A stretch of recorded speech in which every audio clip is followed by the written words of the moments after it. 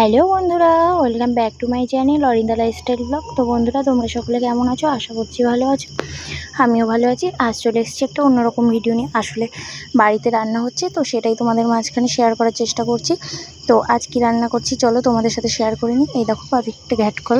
তো কে কী নামে চেনো তা আমি জানি না, তবে আমাদের এখানে এটা ঘ্যাটকল নামেই পরিচিত।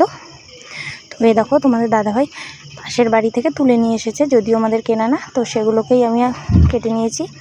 তার জন্য মশলা মানে যা যা লাগে তা গুছিয়ে নিয়েছি। একটু পেঁয়াজ, একটু রসুন, কালো জিরে এইসব। আর এদিকে এটা কেটে ধুয়ে তো জল ঝরতে রেখে দিয়েছি। আর এদিকটায় আমার হাতটা যা চুলকাচ্ছিল কি বলবো তোমাদের।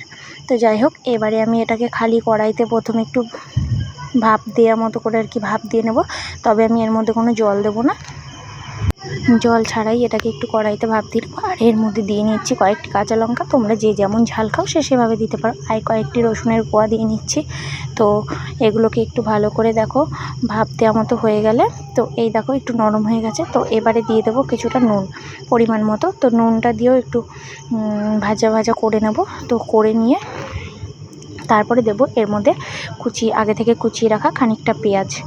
তো কি দেখো, এই দেখো ভাজাটা অনেকটা মোটামুটি হয়ে এসেছে। আর এই দেখো তলায় কড়াইয়ের নিচটায় কেমন যেন লেগে লেগে ধরছে।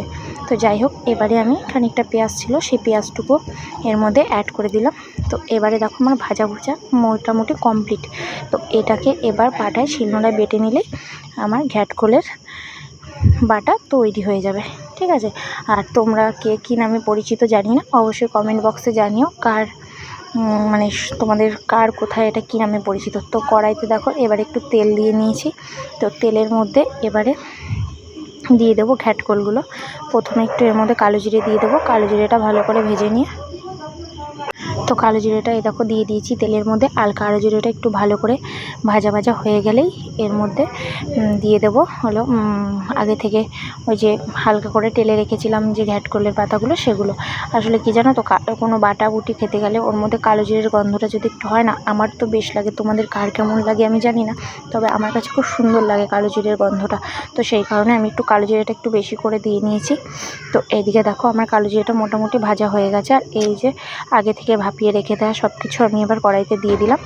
এই দেখো এটাকে কিছুক্ষণ টাইম আমি ভেজে নেব ভালো করে। আর ভাজা হয়ে গেলে এবারে নামিয়ে নেব। খানিকটা সময় ভেজে নিয়ে যখন ভাজা ভাজা হয়ে যাবে, নিয়ে দেখো আমি এদিকে নামিয়ে নিয়েছি। তো এবারে আমি এটাকে শিলনোড়া থেকে বেটে নিয়ে আসবো। তো বন্ধুরা, শিলনোড়ায় বাটাটা তোমাদের মাঝখানে কিছু শেয়ার করলাম না, ওই ঘরে গিয়ে বেটে নিয়ে এসেছি। তো এদিকে দেখো আমার বাটাটা মোটামুটি রেডি। ঘ্যাটকলের পাতা ডাটা দুটোই একসাথে বাটা রেডি। কেমন হয়েছে অবশ্যই কমেন্ট করে জানিও।